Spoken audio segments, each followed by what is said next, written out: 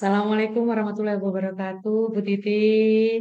Waalaikumsalam Bu Diah, Wah, Bu sehat Titi. selalu ya. Alhamdulillah, semoga Bu Titi bersama keluarga selalu sehat dan selalu bahagia. Amin.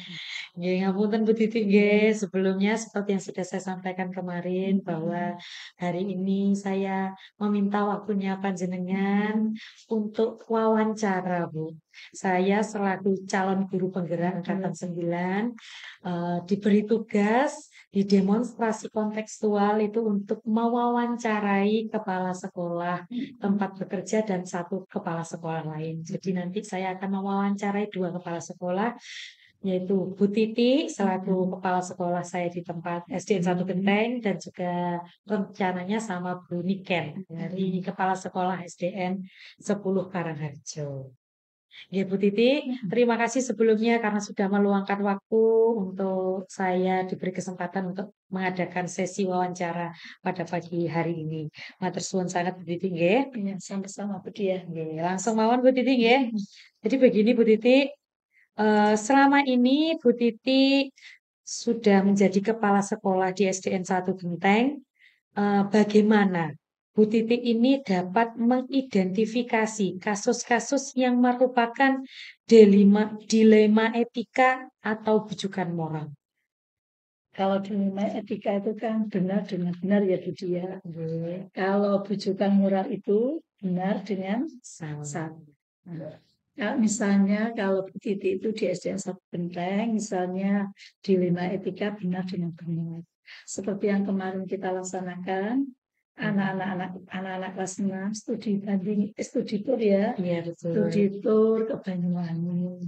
Kemudian di situ beberapa anak ada yang tidak mampu, betul kan? Ada yang Iya, tidak ada yang mampu, tidak mampu. terus ada yang mampu.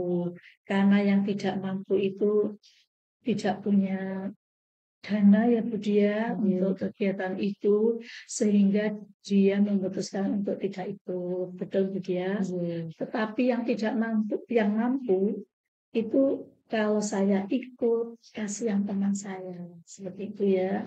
Jadi yang mampu juga saya tidak ikut guru, seperti itu ya Bu Dia. Iya, Ada yang seperti itu. Itu misalnya saja tentang studi tour yang di Kabupaten Banyuwangi kemarin. Itu aja ya Bu Dia. Terus kemudian bagaimana Bu cara panjenengan dalam menjalankan pengambilan keputusan, terutama untuk kasus ini tadi, yang ada dua kepentingan yang sama-sama benar. Itu bagaimana Bu ya, cara karena panjenengan? sama-sama benar ya Bu Dia. Yang satu kasusnya kurang dana, yang satu dia punya etika sakno, koncoku nggak ikut, bagaimana rasa hatinya nanti setelah teman-temannya senang-senang datang ke sekolah cerita, terus ini nggak ikut, betapa sedihnya. Ya, akhirnya Bu Titik sebagai kepala sekolah, bagaimana semuanya bisa ikut semuanya. Jadi dengan jalan yang tidak mampu itu dibantu, kita bantu. Sehingga semuanya bisa mengikuti acara study tour kelas 6. Gitu nih Bu Dia. Jadi solusinya semuanya sama-sama ikut studi tour. Tidak ada yang tidak ikut karena tujuannya untuk mengenang masalah selama 6 tahun bersama itu. Nah, Bu Titik dalam mengambil keputusan tersebut, langkah-langkah apa saja yang sudah Bu Titik jalankan? Ya, yang pertama Bu Titi itu tanya kepada wali kelas, apa betul Bu Dia yang tidak mampu itu betul-betul tidak mampu, betul kan? Tanya wali kelas, kemudian tanya paguyuban kelas, ya kan? Kemudian tanya paguyuban kelas, beberapa wali murid betul-betul tidak mampu, oh berarti kita bantu. Kemudian kita juga bermusyawarah dengan Bapak Ibu Dewan Guru semuanya. Bapak Ibu Dewan Guru sepakat, ayo kita bantu Bu Titi agar anak-anak semuanya bisa mengenang masa 5 tahun dengan gembira, kenangan manis yang terindah seperti itu di kelas di SDN 1 Genteng. Di SDN 1 Genteng seperti itu. Jadi kita musyawarah. musyawarah dan bertanya. musyawarah dengan Bapak Ibu Dewan Guru, dan kita apa ya, tanya apa betul anak ini betul-betul tidak mampu. Ternyata dari beberapa wali murid menyatakan itu betul-betul tidak mampu dan perlu dibantu. Nah, untuk berikutnya Bu Titi, hal-hal apa saja yang selama ini Bu Titi anggap efektif dalam pengambilan keputusan pada kasus-kasus D5 etika seperti tadi? Seperti itu ya. Ya, yang Yang paling paling efektif ya, yang paling cocok ya. Nggih. Yang paling cocok dalam rangka benar dengan benar, berarti kita itu mengambil langkah yang pertama, bagaimana musyawarah itu dengan Bapak Ibu Dewan Guru agar betul-betul apa yang kita bicarakan itu memang benar-benar untuk anak-anak itu betul-betul tidak mampu. Langkah-langkahnya musyawarah. Kemudian setelah musyawarah kita tanya-tanya ke paguyuban, kemudian sekolah, wali kelas bersama dengan saya, dengan kepala sekolah yang dia kemarin. Kita kan jalan ya ke rumahnya anak. Jadi kita ngecek, oh ternyata anak ini memang tidak mampu. Kita datang ke rumahnya. Jadi ya mengumpulkan fakta, ya mengumpulkan data ya pertama ya musyawarah, mengumpulkan data, kemudian ngecek kenyataannya, betul data yang ada memang di lapangan atau anak itu betul-betul tidak mampu. Seperti itu ya. Betul. Berikutnya Bu Titi ya. Untuk hal-hal apa saja yang selama ini Bu Titi rasakan yang merupakan tantangan dalam pengambilan keputusan pada kasus-kasus D5 etika? Tangannya ya Mbak Dia. Nah, ini yang tantangan ya.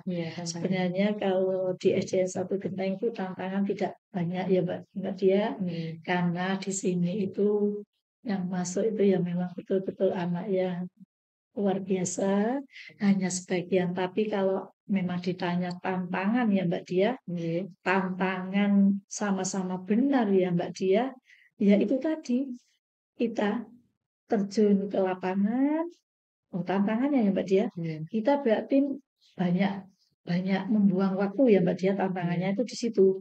Karena kita di samping tanya kepada paguyuban, kemudian tanya kepada anak-anak, tanya kepada tetangganya, kemudian kita terjun langsung ke lapangan. Jadi kita juga membutuhkan waktu dan tenaga untuk menyelesaikan yang kasus dilema etika benar dengan benar. Jadi kita perlu waktu dan tenaga. Seperti itu ya Mbak Dia. Tantangannya di situ Bu. Betul ya Mbak Dia. Memerlukan waktu dan tenaga. Kemudian Bu Titi, apakah Bu Titi itu memiliki sebuah tata krama atau jadwal tertentu dalam sebuah penyelesaian kasus D5 etika? Jadi, apakah Bu Titi ini langsung menyelesaikan di tempat atau dijadwal terlebih dahulu dalam penyelesaiannya itu, dalam pengambilan ya, betul. Kalau Mbak Dia, kalau kemarin kita kan sebelum berangkat studi tour itu kita kan juga ada waktu ya 2 minggu ya. Berarti kita ya ada jadwal kan. Misalnya hari ini anak itu ngacung, Bu Dia saya tidak ikut studi tour karena orang tua saya tidak mampu, ya kan. Terus Bu Dia melaporkan ke kepala sekolah, betul. Nah, kepala sekolah tidak serta-merta percaya kan. Nah, kita mengecek di lapangan ke anak-anak dulu, anak-anak apa betul si A itu tadi betul-betul tidak mampu. Tetapi kita itu tidak hanya menerima serta-merta dari anak-anak, ya kan? Ya kan, betul anak-anak itu polos, tapi ya tidak serta-merta. Kemudian kita juga cross-check bersama wali kelas, dengan wali murid, dengan paguyuban kelasnya cross-check ya. Setelah itu iya Bu, tapi kita juga jadwal hari pertama seperti ini, hari kedua jalan, tapi kita masuk iya. Ayo kita jalan lagi Bu Dia. Coba kita tanya di mana rumahnya Mbak Dia, ya kan? Kita datang ke rumahnya, tanya RT-nya gitu. Jadi ya jadwal ya kemarin kita ya terjadwal, tidak serta-merta kita memutuskan menyelesaikan suatu masalah yang ada ring untuk berpikir gitu. berpikir kita. Jadi memang ada ininya tahapan-tahapan Tahapan-tahapan betul ya kemarin. betul, Kita hampir 1 minggu lebih ya tahapannya itu. ada tahapan-tahapan juga. Mungkin kalau yang pengambilan keputusan dilema itu kan ya memang harus ini ya Bu ya, difilter, benar-benar difilter. Betul-betul difilter karena kita tidak hanya hidup di sekolah saja tapi di luar kita kan banyak. Nanti seandainya percaya kepada anak-anak dan wali murid ternyata itu kaya. Nanti kita malah ada yang tidak terpuaskan iya, atau nanti protes protes betul. Kita Oke. nanti takutnya diprotes apalagi kita ini SD besar ya Budi. Oke, betul Bu Titi. Nah, berikutnya Bu Titi, adakah seseorang atau faktor-faktor yang selama ini mempermudah atau membantu Bu Titi dalam pengambilan keputusan dalam kasus-kasus D5 itu? Ya, selama ini kita kalau Bu Titi kalau sebagai kepala sekolah kan tidak mungkin bekerja sendiri tanpa bantuan orang lain. Bantuan orang lain itu di samping Bapak Ibu Dewan Guru, juga paguyuban kelas dan juga komite. Jadi kita sangat dibantu oleh Bapak Ibu Guru, komite dan paguyuban. Kayak tim yang tim sinergis kita gitu. tim yang sinergis. Kalau kita hanya bekerja sendiri kepala sekolah tidak akan tercapai Bu dia. Jadi karena kita juga ingat bahwa manusia itu makhluk sosial, tidak bisa hidup sendiri tanpa bantuan orang lain seperti itu. Oke, jadi kita yang membantu adalah Bapak Ibu Dewan Guru, paguyuban kelas, wali murid, dan komite sekolah. Ya, faktor-faktornya itu tadi Bu ya. Berikutnya yang terakhir Bu Titi. Dari semua hal yang sudah Bu Titi sampaikan, pembelajaran apa yang dapat Bu Titi petik dari setiap pengalaman Bu Titi mengambil keputusan di 5 etika ini? Pembelajarannya ya Mbak Dia. Pembelajaran itu sebagai guru yang terbaik ya. Jadi kita di dalam mengambil keputusan tidak serta-merta. Tolong dijaga emosinya. Sebagai kepala sekolah harus menjaga hati, perasaan orang lain. Ya kan? Ya, jadi kita tidak serta-merta memutuskan, oh ini seperti ini enggak. Jadi perlu mikir, terus bermusyawarah, akhirnya kita mencapai hasil keputusan musyawarah itu. Begitu nih Mbak Dia. Ya, harapannya keputusan adalah keputusan yang bersama, terbaik. Keputusan terbaik untuk kita semuanya, baik untuk Bapak Ibu Dewan Guru, wali murid, dan anak-anak, murid-murid kita. Kita sebagai pelayan harus memberikan yang terbaik untuk anak-anak kita. Betul Bu Titi. Alhamdulillah Bu Titi. Terima kasih sebanyak sudah sampai tadi pertanyaan terakhir Bu Titi. Ternyata banyak sekali pelajaran yang saya dapat dari wawancara, dari penuturan Bu Titi, ceritanya Bu Titi tentang pengambilan keputusan.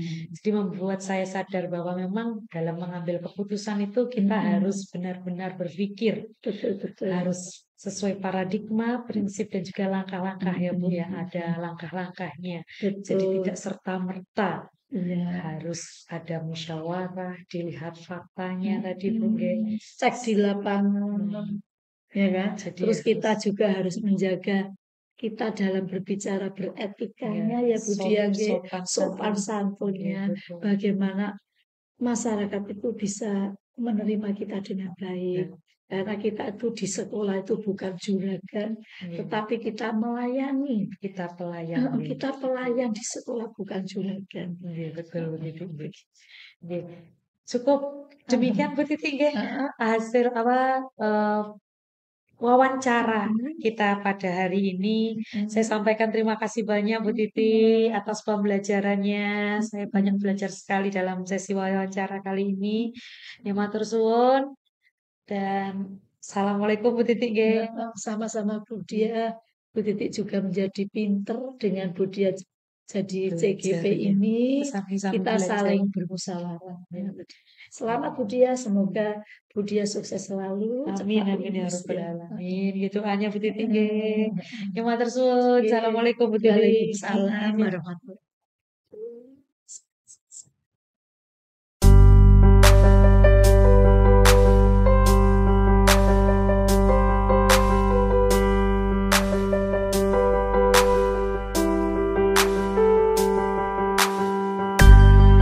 Assalamualaikum warahmatullahi wabarakatuh, Bu Niken. wabarakatuh. Bagaimana kabarnya, Bu? Alhamdulillah sehat. Budia bagaimana? Alhamdulillah sehat seperti ini, tetap besar dan bahagia.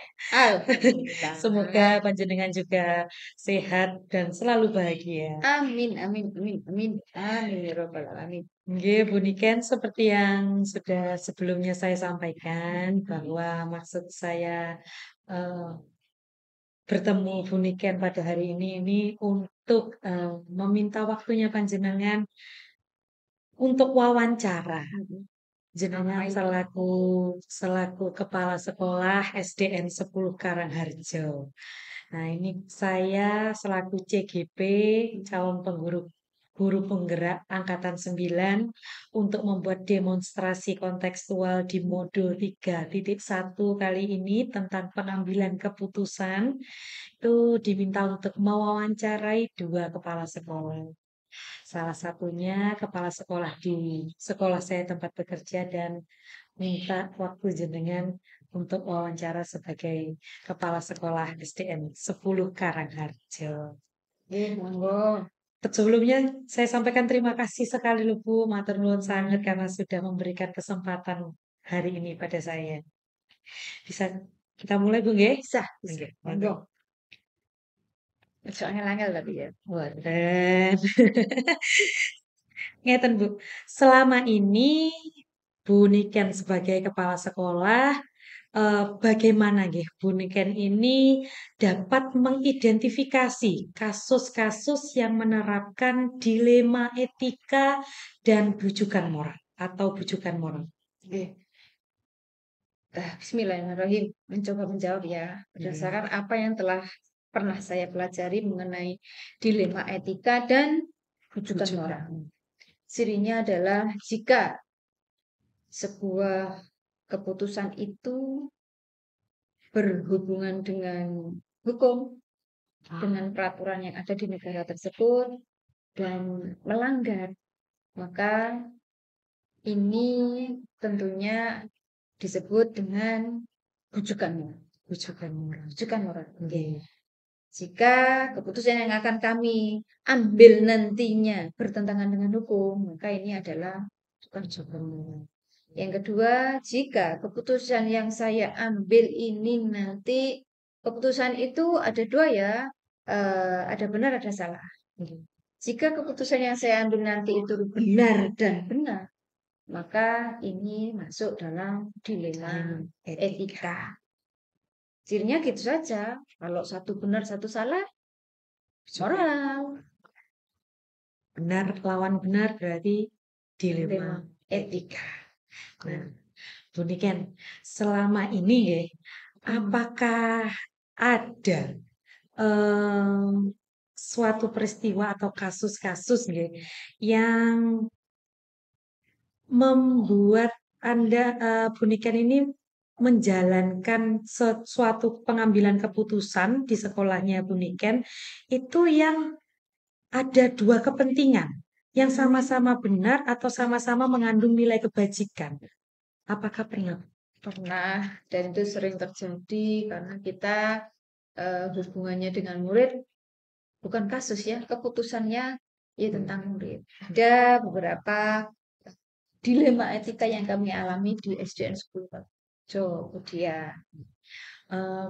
Jika boleh dibagi Bu ya, mungkin ada kasus apa itu namanya atau peristiwa ya yang menimbulkan dilema etika ini yang paling berkesan bagi Bu Niken sehingga dalam pengambilan keputusannya ini benar-benar memberikan dampak bagi Bu Niken selaku kepala sekolah maupun di lembaga apa, prosedural di lembaganya Bu Niken ini?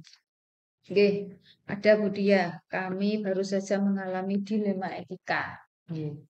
Dilema etika yang menuntut pemikiran lebih, tapi juga enteng buat kami. Kenapa enteng? Dilema etika judulnya benar lawan benar. Kalaulah saya salah mengambil keputusan yang satu, keputusan berikutnya masih benar. Benar. Nggih. Keputusan berikutnya masih benar. Peristiwa yang saya alami itu mengenai salah seorang murid kami kelas 1 mutasi. Mutasi. Ya, Nggih. anak tersebut mengajukan mutasi. Ibu dari anak tersebut mengajukan mutasi ke Bojonegoro. Ke Bojonegoro. Ya, Nggih. karena ingin pindahlah ke sana. Hijrah ke sekolah ke daerah asal ayah.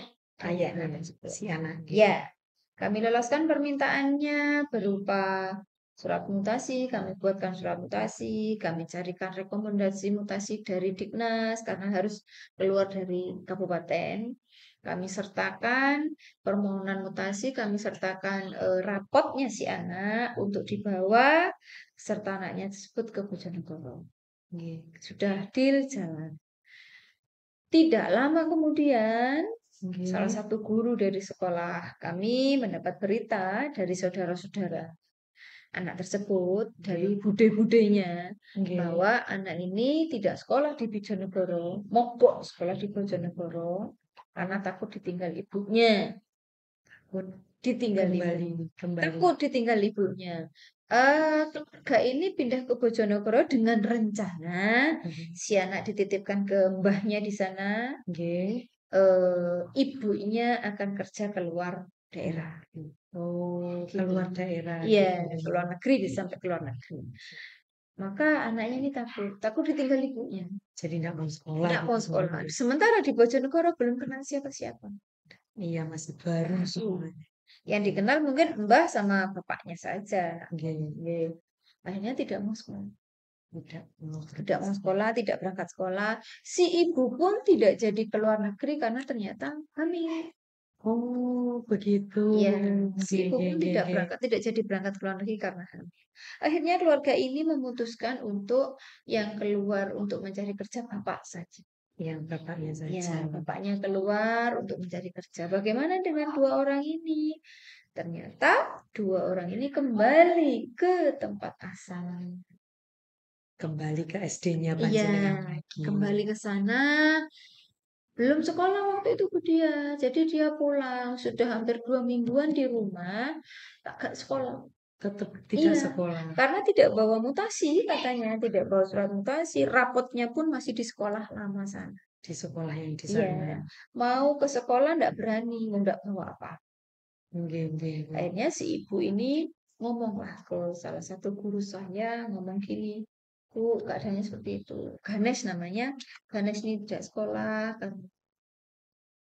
dari sana tidak mau surat mutasi. Padahal kami berangkat dari sini, dari Glenmore ke Bojonegoro lengkap. Lengkap, nggih. Surat mutasi lengkap. Saya mau kembali ke sini lagi, apa boleh? Sampai seperti itu. Iya, takut. 2 minggu di rumah gak sekolah.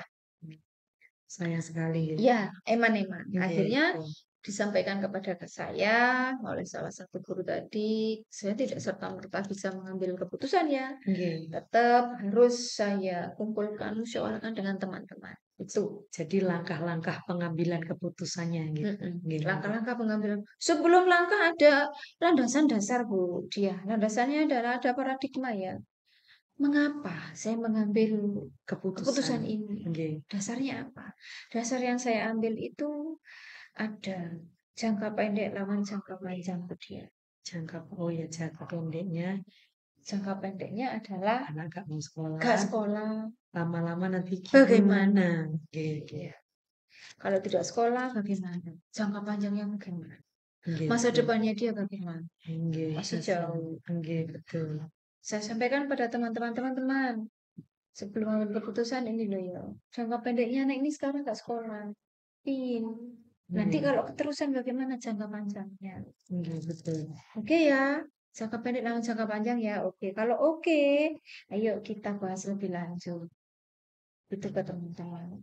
Terus gini, ada 3 prinsip. Prinsipnya itu saya harus berpijak pada hasil akhir, atau kepada berbasis peraturan, atau berbasis rasa Rasa peduli. peduli. Nggih. Kalau berbasis peraturan, enggak boleh, karena datang enggak bawa apa-apa. Tidak sesuai peraturan. Oh, peraturannya dia datang ke sini ya harus bawa surat mutasi, harus bawa rapotnya, rekomendasi dari dinas pendidikan Dinas. setempat. Karena sudah beda Iya, kabupaten ini Bu nggih. Nggih. nggak bisa ujuk-ujuk anak selundupan, nggak Nah, boleh. Jangan-jangan dia belum ngomong sama sekolah sana, nanti saya yang salah. Kok diterima, nggih, wong nggih. belum ada. Kalau prinsip yang saya ambil berbasis peraturan. Kami tidak mengambil itu, Budian. Kami Nggih. mengambil berbasis rasa peduli. Peduli kan. Kita peduli dengan masa depan si anak tersebut, jangka pendeknya dan jangka panjangnya. Nggih. Kalau keenaan tidak sekolah, keenaan main di rumah, Nah, bahaya juga bahayanya ini. ke jangka Nggih. panjang. Nggih, betul. Oke ya teman-teman, oke kita peduli dengan masa depan si anak. Nggih. Kemudian Kemudian tidak serta-merta oke diterima, tidak serta-merta begitu Budian. Masih ada lagi 9. Kami takut ternyata eh, keputusan nanti tidak. Meskipun sebenarnya kalau benar versus benar itu, kalaulah saya salah di keputusan yang ini, keputusan yang berikutnya masih benar. masih benar, tetap benar. Gitu. Tidak menyalahi peraturan. Nggih, Hukum betul. lawan hukum tidak. Tidak. Ya, yang pertama, apakah ada nilai yang bertentangan di kasus ini? Sepertinya Anaknya mau sekolah loh, masa salah? nah, ya enggak, berarti enggak ada Anaknya mau salahnya sekolah ini. loh, masa salah? Enggak salah kalau akan kami terima. Nggih, Ya. tetap benar. Iya, anaknya mau sekolah loh, gitu. Yang kedua, siapa yang terlibat? Apakah melibatkan orang lain yang dirugikan? Ada pihak yang dirugikan? Tidak ada. Hanya yang terlibat itu kami, sekolah baru, anak tersebut, dan sekolah lama. Nggih. Ya, apakah ada yang dirugikan? Tidak. Karena sekolah itu end user-nya, tujuan utama sekolah ya murid. Nggih, betul. Sok mau ada murid Ada mau ditolak, enggak mungkin kan. Nggih. tidak mungkin. Hmm. Wong ada murid berkebutuhan khusus saja harus diterima. Apalagi ini yang memang berkeinginan Iya. sekolah. Nggih. Yang terlibat aman ya. Aman. Nggih. Maka kita kumpulkan fakta-fakta yang berikutnya, Budia, agar benar-benar mendukung keputusan yang kami ambil berikutnya. Faktanya adalah anaknya mau sekolah, Nggih. sekolah kami menerima, Nggih. sekolah lama juga sudah mengetahui jika anak tersebut Kembali. iya kembali ke sekolah. Meskipun belum membawa dokumen-dokumen resmi dan lengkap. Nggih.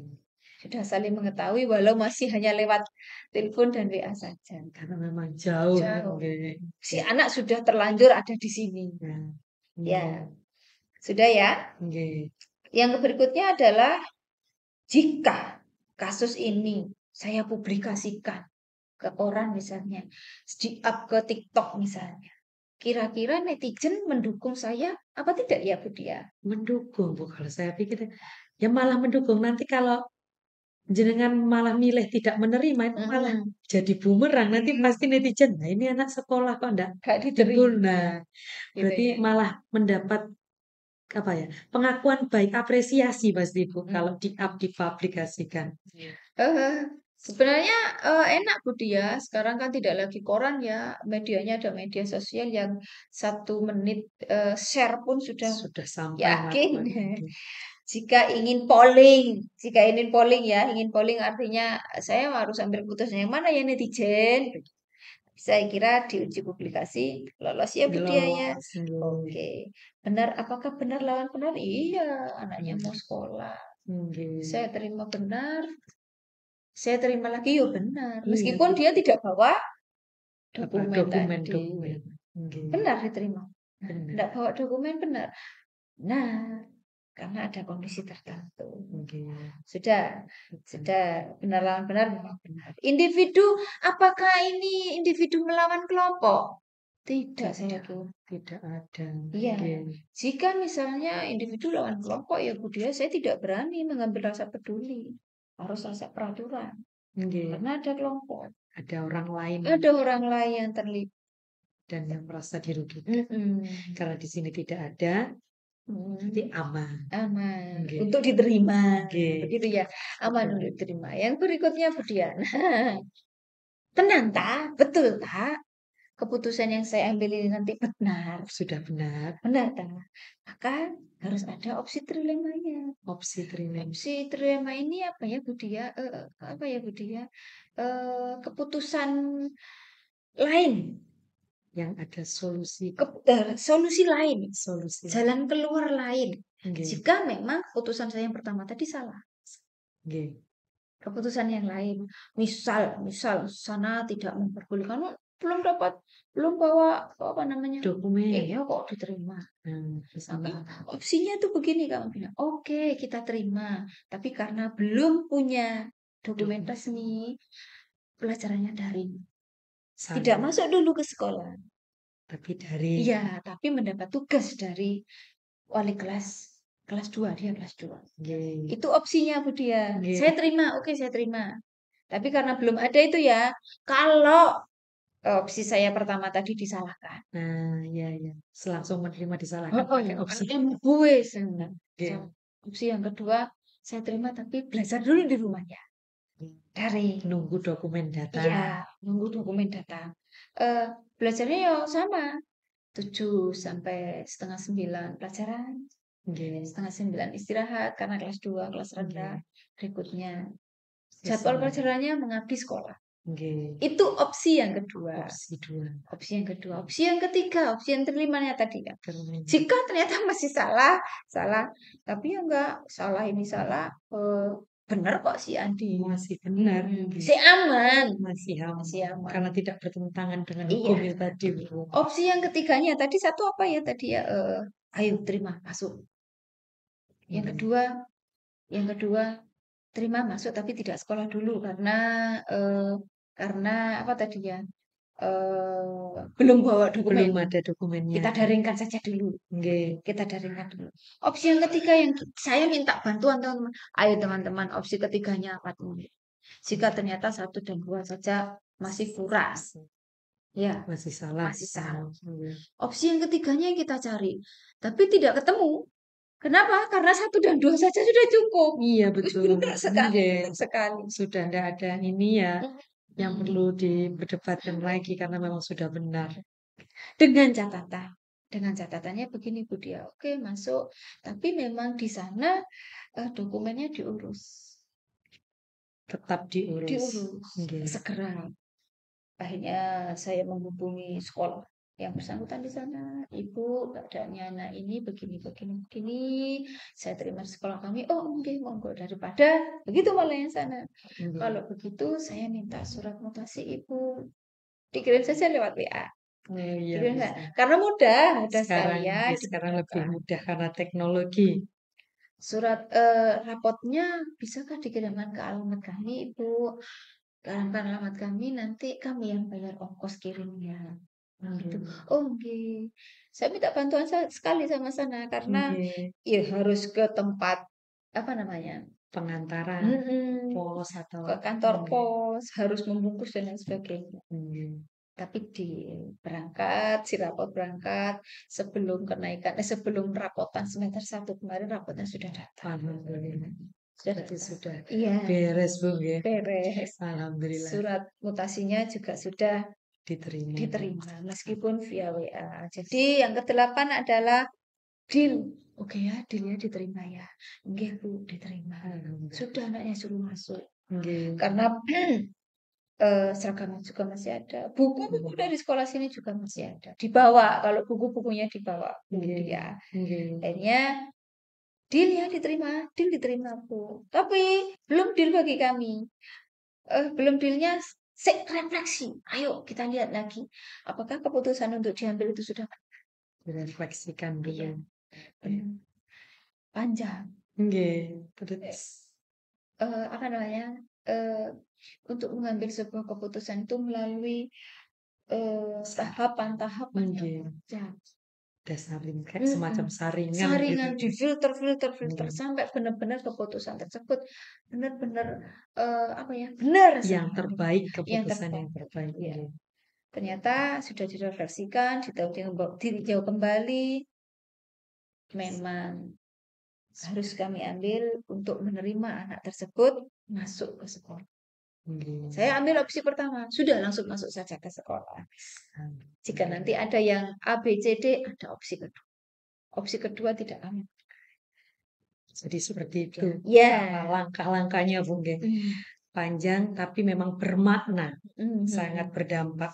Nah, Bu Niken dari hal tersebut nggih, contohnya dari peristiwa tersebut.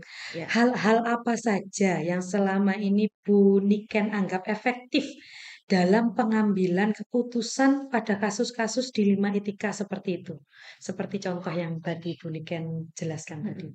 Hal efektif ya, yang pertama itu satu dia sebagai seorang pemimpin itu tidak bisa serta-merta mengambil keputusan berdasarkan opini pribadi. Nggih, betul. Tidak bisa.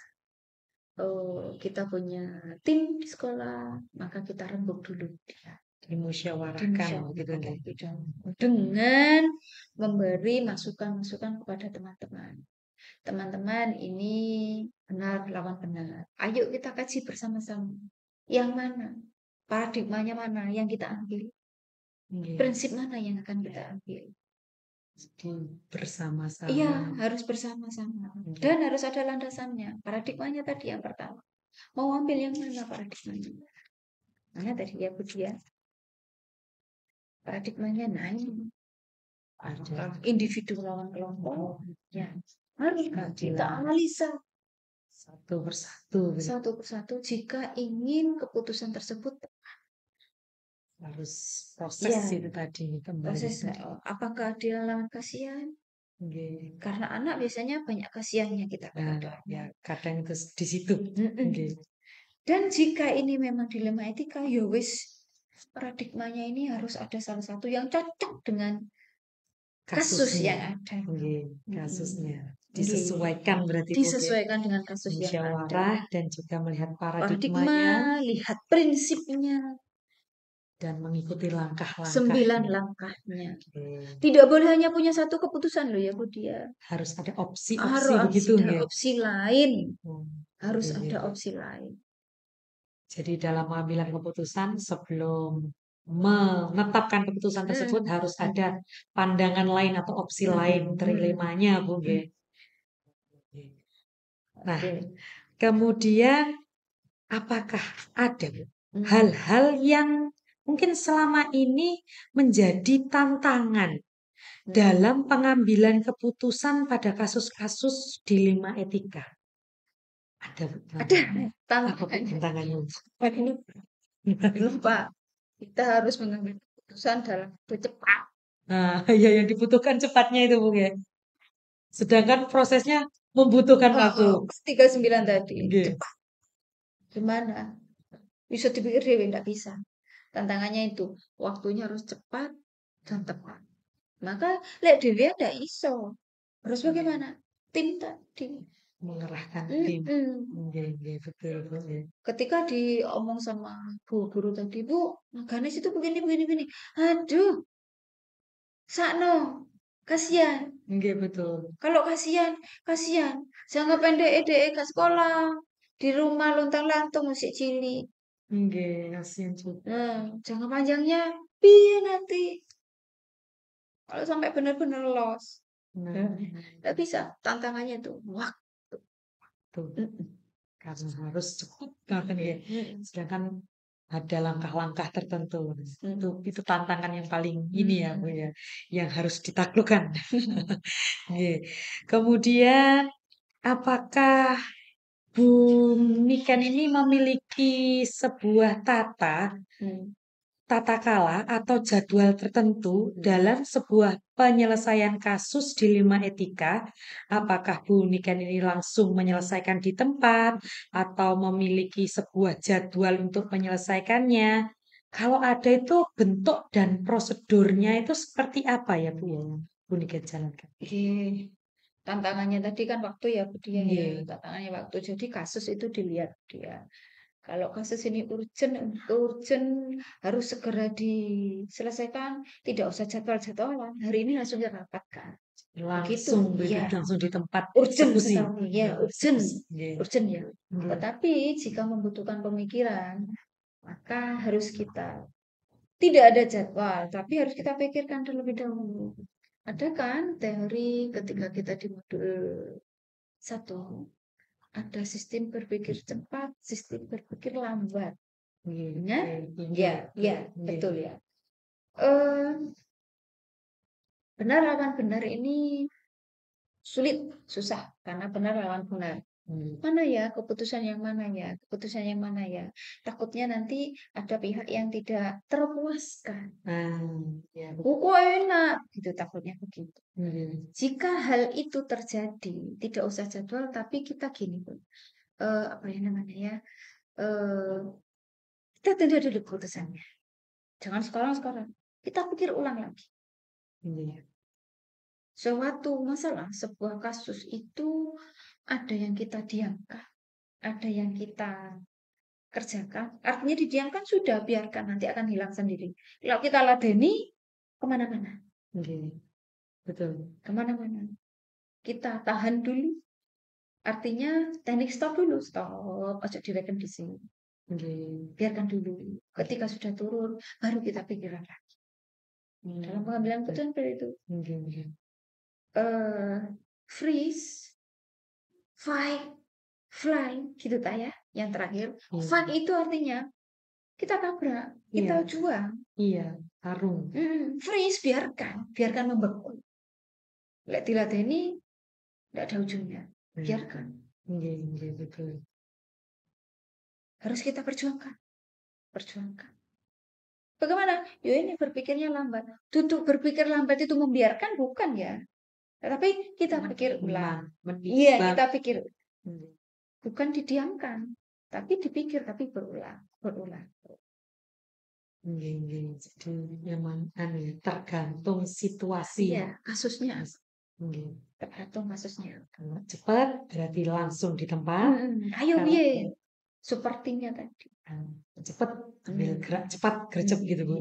Kalau memang kasusnya agak ulet ya dipikir berulang lagi. Ya, seperti Ganes ini tadi tanya keluarganya, bagaimana? Saya tidak serta-merta Bu dia tanya, bagaimana bapaknya? Apakah bapak ini memang benar-benar mengizinkan untuk kembali lagi ke sini? Oh, jadi gitu ya. Asal pertama dia pulang ke Bojonegoro karena bapaknya ingin kembali ke tanah asalnya sana, bekerja saja di sana. Begitu. Gitu. Jadi yang saya tanya bapaknya bagaimana? Apakah sudah mengizinkan? Oh iya, saya takut kadung tak terima nang kene, saya proses lagi bapaknya gak gelem, akan jadi kekacauan lagi di rumah tangganya. Kan juga nggak enak juga ya. Nah, jadi memang itu tadi Bu, perlu ada pertimbangan. Berpikirnya sistemnya lambat. Kemudian Bu Niken, adakah seseorang atau faktor-faktor apa yang selama ini mempermudah atau membantu Bu Niken dalam pengambilan keputusan tentang kasus-kasus dilema etika ini? Ada, kalau dibilang seseorang itu bukan seseorang, tapi sesebanyak itu. Semua komunitas, semua ekosistem sekolah. Guru-guru itu yang mempermudah itu dia. Tidak saya pikir sendiri, tidak saya putuskan sendiri, tapi saya buka ke forum. Jika ini memang masalahnya berkenaan dengan orang banyak. Kasus Ganes itu saya buka ke forum. Ayo bagaimana teman? Satu guru yang laporan, saya buka ke teman-teman. Teman-teman bagaimana Ganes ini? Seperti itu. Dipermudah dengan ilmunya ini. Jika itu memang benar lawan benar, ngambil keputusan ini salah loh. Keputusan berikutnya sih benar. Nah, ya betul. Dilema ke berikutnya sih masih benar juga. Enak dilema etika. Oke, masih lebih mudah.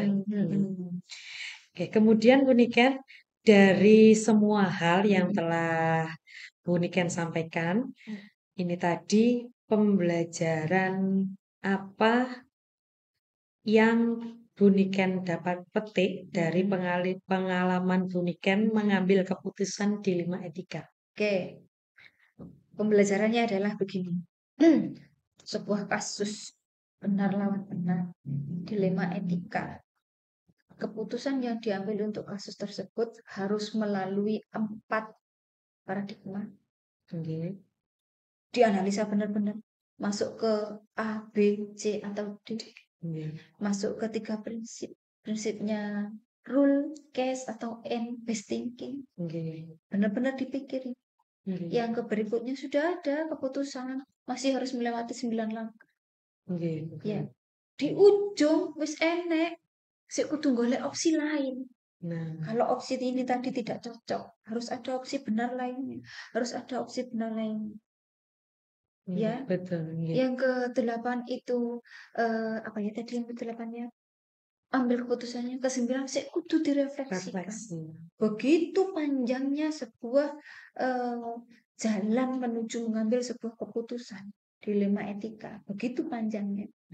Yang mengharuskan kita hati-hati dalam sebuah pengambilan keputusan. Oke. Berpikir sistem lambat akhirnya. Jangan terburu emosi. Jangan mengambil keputusan saat emosi. Boleh. Ya, nggak boleh. Nanti hasilnya kurang. Iya, ada 4, 3, 9. Panjang. Harus memang ini. Panjang. Ingat Budia, ingat mengambil keputusan itu jika jenengan pakai metode ini tadi 439 butuh waktu, butuh pemikiran panjang. Jika pakai itu ingat saja. Ingat-ingatnya begini, mengambil keputusan itu butuh waktu, butuh proses yang panjang. Maka harus hati-hati. Pembelajarannya itu hati-hati. Tidak keputusan itu like kasus ya Budia. Keputusan untuk update status di media sosial pun Jadi harus hati-hati. harus hati-hati. Oke, betul. Bisa Ini jadi, juga keputusan loh ya. Iya. Harus melewati 39. Jika kita sudah belajar 439, panjang loh prosesnya. Itu pembelajarannya buat kita mengambil keputusan apapun itu harus hati-hati. Kenapa berpikir sistem lambat? Sekalian menurunkan emosi jika sedang pengelolaan ya. Iya. Emosional juga mungkin. Jadi memang banyak sekali pembelajaran yang kita dapat dalam pembelajaran pengambilan keputusan. Keputusan tidak melulu kasus ya. Apapun. Iya. Apapun itu keputusan. Dan pembelajaran berikutnya 2 lagi. Ketika ada seseorang sudah mengambil keputusan pribadi, mungkin pribadi masih emosi ya. Organisasi misalnya. Organisasi badan pemerintahan misalnya ada keputusan. Saya yakin keputusan yang diambil itu sudah melalui langkah-langkah yang panjang sekali. Maka ketika keputusan itu dihadapkan pada kita, mari kita hormati. Pembelajarannya itu. Sana itu membuat keputusan melewati yang sudah panjang. Kita hormati. Harus sampaikan kritik secara sopan, nyaman. Ojo asal ceplos. Ya. Karena menyeplos pun ini juga keputusan ya. Harus. Iya betul. Kalau bisa kasih masukan plus solusinya begitu ya. Karena kalau sudah punya solusi berarti sudah melalui trilema begitu Bu ya. Kita menerima keputusan, hormati. Hormatinya lek gak cocok, kritik, saran, masukan. Cocok itu sudah. Pembelajarannya itu hati-hati dan hormati. Yang berikutnya Bu. Si anak nek. Masih ada lagi. Ada lagi ya? Sudah. Itu, 2. Ya. Oke. Hati-hati dan juga hormati apapun hasil keputusan. Jadi sangat ini ya Bu ya. Banyak sekali pembelajarannya. Apa itu? Sudah. Kula matur suwun sangat Bu. Ini tadi pertanyaan yang terakhir tadi tentang apa itu namanya pembelajaran apa itu tadi pertanyaan yang terakhir. Kula matur nuwun sangat. saya mendapatkan banyak sekali pembelajaran dari diskusi wawancara. Awalnya tadi wawancara ya Bu ya. Ternyata saya belajar, bukan hanya wawancara saja, tapi belajar dari panjenengan. Saya ucapkan terima kasih yang banyak atas waktu yang jenengan sampaikan kepada saya ini tadi. Terima kasih dan nanti bisa dilihat dekonnya kalau sudah saya unggah. Sama-sama Bu Dia, saya juga Nih. mengucapkan terima kasih. Tidak kok wawancara ini tadi diskusi. Ya, ngomong-ngomongan mengenai Pengambilan dilema keputusan. etika benar lawan benar. Semoga bermanfaat buat kita, buat nanti para netizen yang melihat video kita. Sama-sama. Terima kasih. Terima kasih banyak Bu Niken, nggih. Assalamualaikum. Waalaikumsalam.